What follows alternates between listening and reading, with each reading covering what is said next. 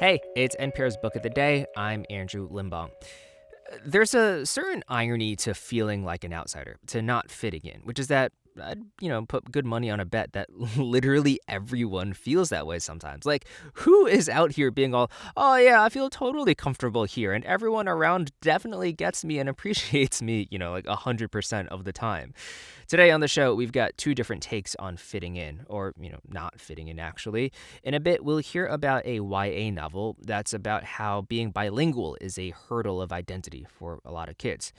But first, the actor Simu Liu, you know him as Marvel's Shang-Chi, just wrote a memoir. It's called We Were Dreamers, and in it, he writes about how fitting in with his immigrant family was weird for him. Because, as a teenager, he wanted to do teenager stuff, cut class, hang out with girls, play sports. But his parents, who'd gone through a lot to get to Canada, were not having it. Liu talked to Here and Now's Anthony Brooks about how he looks back on their rough relationship now in light of all of his success and how he sort of not excuses some of the things they did, but understands them. And now a conversation with a real superhero, or at least with someone who plays one on the big screen. So here he is being introduced at the 2018 Comic-Con. It is a huge honor for me to introduce you to the incredible Simu Liu. That was a big moment for the Chinese-Canadian actor Simu Liu when he was introduced as Marvel's first Asian superhero, Kung Fu Master Shang-Chi. Now the young actor has a new memoir about his journey from his native China to Canadian immigrant to failed accountant to successful superhero actor. As he writes, the journey wasn't always easy. Simu often clashed with his strict, hard-working Chinese parents who put a lot of pressure on him to be successful. His new memoir is called We Were Dreamers, an immigrant superhero origin story. And Simu Liu, welcome to Here and Now. Great to have you. Oh my goodness, thank you so much. Well, there's a lot in this book about your parents. So I want to ask you about them. They grew up in Sure. China. They came of age during Mao's Cultural Revolution. So tell us something about how they grew up and the lives they lived growing up. My parents were born in the late 50s, early 60s, so they were teenagers at the time that the Cultural Revolution was in full effect. And so one of the main things that happened around this time was the government shuttered universities all across the country. So the path was you would go to high school and then, students would go off into the fields to basically learn the value of hard labor. My dad was about 16, 17. My mom actually graduated and then went off to the fields for 2 years. There was no guarantee that they would be able to continue their education and through that education be able to achieve upward social mobility. Right. But then in 1976, Mao passed away. And Mao's successor immediately restored the university entrance exams and restored universities all across the country. So then my parents both managed to get offers to the same university where they would later meet and fall in love and marry. But they were competing against not only their own cohort, but 10 years worth of applicants who had been deprived of a post-secondary education. Oh, And wow. So there must have so been a lot of pent-up demand there. Yeah, right. the national acceptance rate was something like, in the single digits. And Hmm. it was those odds that my parents were able to overcome just to be able to get that education, which they then, completed and then were working in China when another dream kind of incepted into their minds, this idea of immigrating and exploring life in a totally new environment. So they come to Canada. They end up getting jobs Mhm. as engineers. They left you behind for a while to be raised by your grandparents. You eventually Yes. joined your parents in Canada, but life wasn't easy. And I want to play a little bit more sound from your Comic-Con experience there in 2018, where you talk about your parents a little bit. Let's listen to what you said. My parents immigrated from China to Canada 25 years ago with nothing except the hopes and dreams to build a family and to build a life for their kids. And all I've ever wanted to do growing up was to make them proud. And so basically what I'm trying to say is I'm really happy that I'm not a doctor. And so take that, Mom and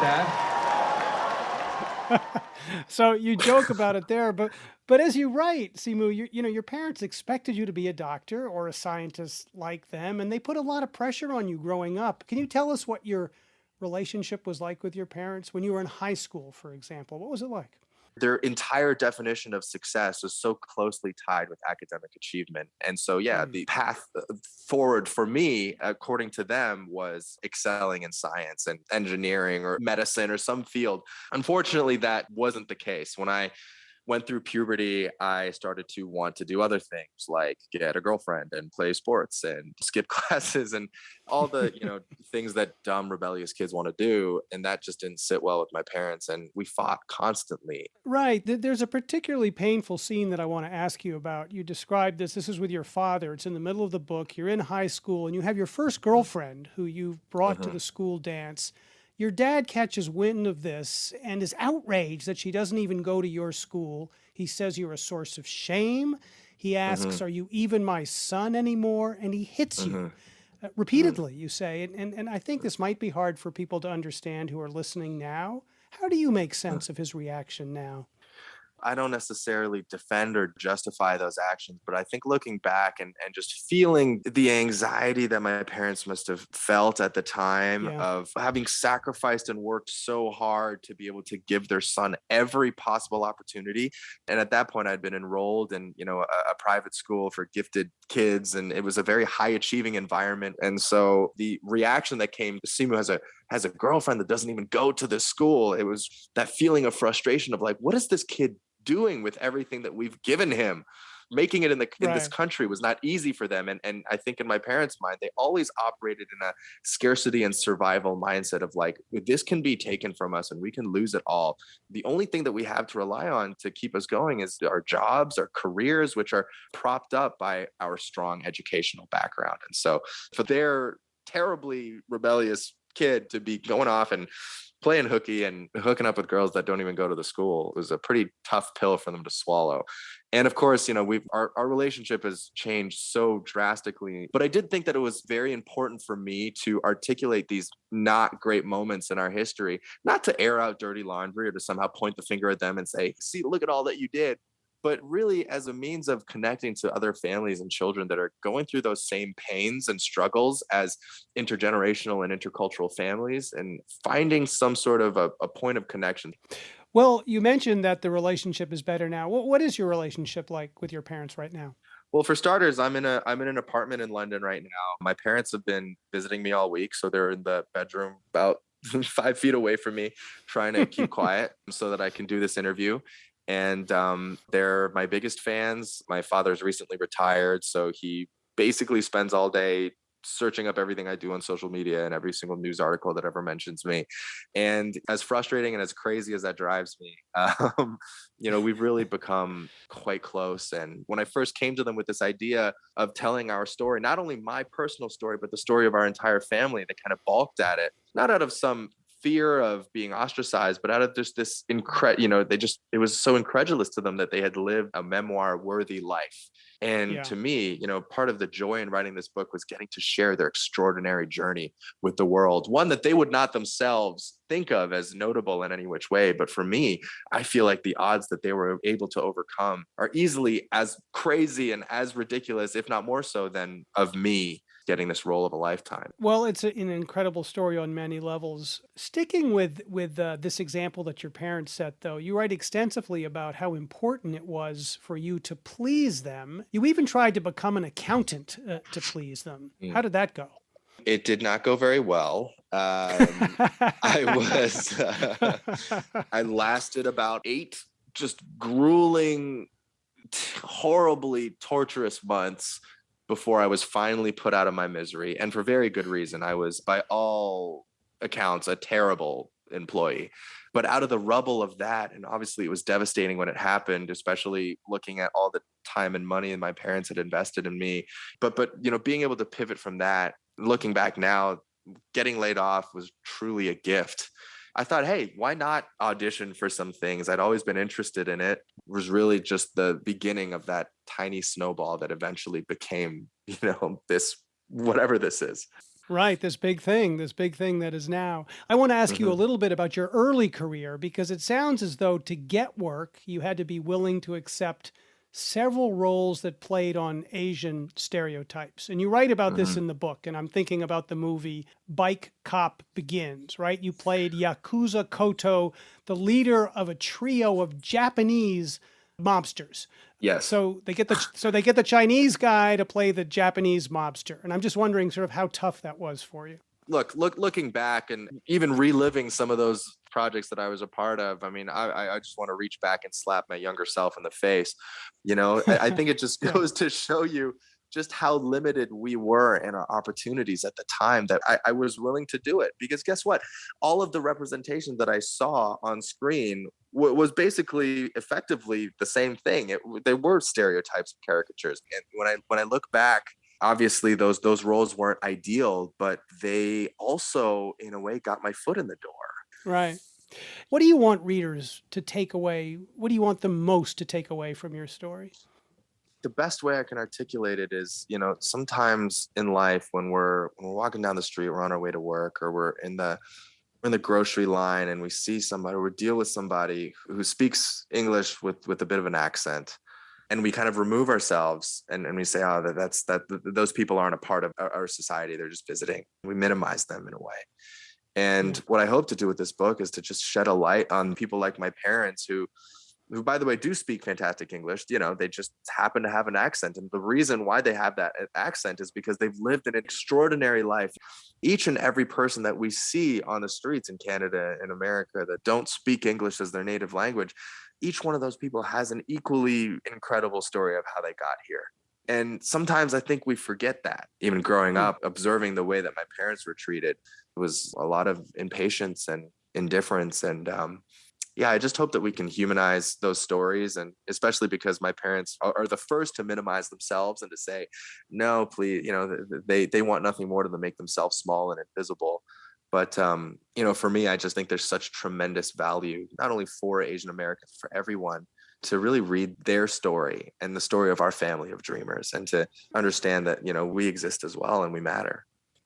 Well, that's actor Simu Liu. His new memoir is We Were Dreamers, an immigrant superhero origin story. Simu Liu, thank you so much. It was a great pleasure talking to you. Thank you.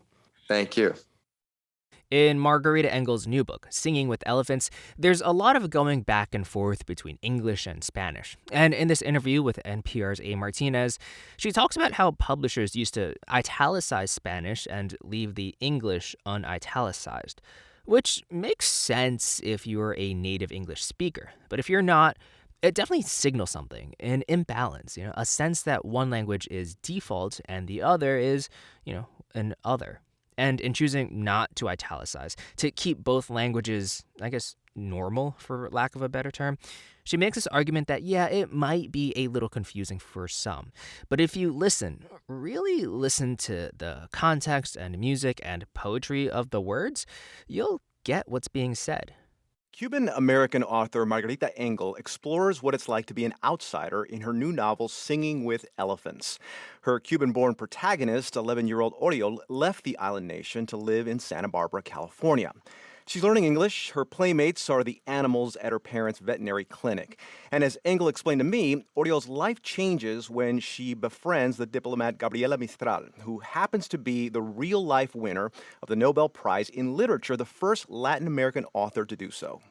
I wanted to imagine how it would feel for a child to live near a Nobel Prize winning poet and to see her out writing under the trees. She loved to write outdoors, and to wonder if she could write poetry too, and if it would be a refuge for her, as it seemed to be for this Nobel Prize winning poet.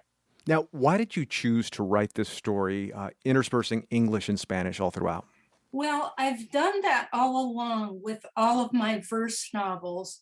10 years ago, publishers put the Spanish in italics, so people didn't really think of it as bilingual in the same way because the Spanish was kind of separated by the italics. But that's no longer the publishing tradition. Now they're just used as equal languages, the way they are in our minds. If we know them both and we think them both, we don't stop to replace an English word with a Spanish word They just run together freely, but it's, the way bilingual people think.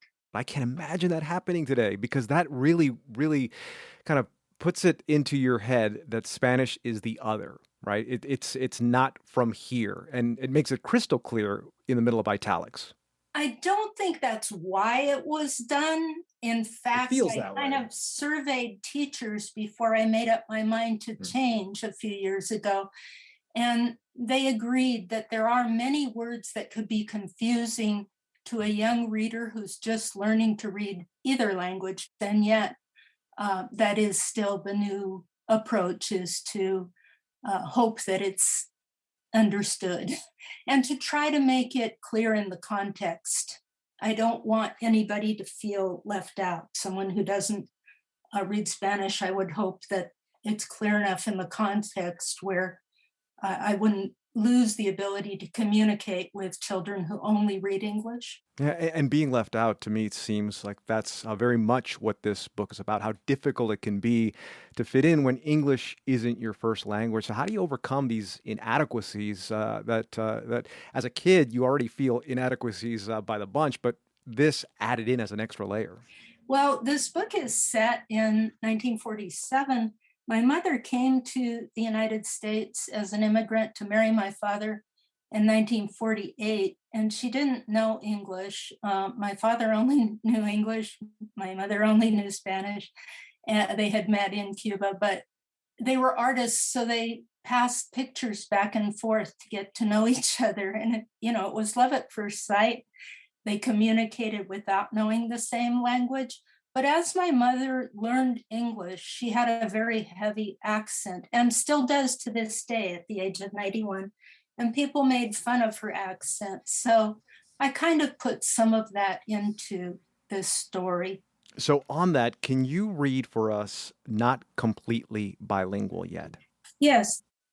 Maybe I should tell La Poeta that I know she's famosa, and maybe we should switch back to Espanol instead of practicing English. My mouth feels like an acrobat, but I'm determined to learn poetry, words, English, everything she can possibly teach me. So I just keep speaking, push through as if my tongue hasn't been tied into knots. Margarita, I chose this poem because it really hit home for me. So when I was a kid, I had to learn English in the first grade. I was born in the United States, but never spoke English to anyone because we were a very closed-off family and we only hung out with other Spanish speakers. So there was never a need until I had to be thrown into a first grade classroom in the middle of Koreatown in Los Angeles. And I think sometimes, the struggles that can come with trying to learn something on the fly and fit in at the same time are very, very tough to understand unless you're going through it yourself. There are children in every classroom learning a language, whether it's English or not, but everywhere in the world, with refugees dispersed, people are learning new languages and adapting to new homes. So that's, I really feel sympathy for what you're saying. I grew up with both languages in the home, but for me, poetry is also a way around that because poetry is musical and music is a universal language. And I think that we can enjoy that music even when we don't understand every word. How do you believe yourself that maybe the writing can be explored in one's identity, a sense of belonging? I mean, when Oriole first, when she learns about metaphor, she says, I am an echo of the place where I used to live. So how does transforming yourself kind of play into that? As we mature and then go to school and encounter people from all different backgrounds, it's kind of a shock for anybody in any language to seek a sense of belonging with people who aren't from your family, people you don't know. And yet there are these universal languages like poetry, which is musical and is rooted in emotions. And I feel like that's a refuge. For me, when I think of where have I ever had a sense of belonging, I have a sense of belonging on the page. That might sound strange, but my favorite line of poetry is by a Cuban poet, Dulce Maria Loinas, En mi verso soy libre. In my verse, I am free. And that's how I feel. In my verse, I am free. And that is where I find a sense of refuge. And I hope that young readers, not just the young children who would read Singing with Elephants that's written for middle grade, but also teenagers, they would find a sense of refuge in poetry and be able to write their own as well, have a place, a safe place for those emotions. Margarita Engle, her new book is called Singing with Elephants. Margarita, thank you very much. Thank you.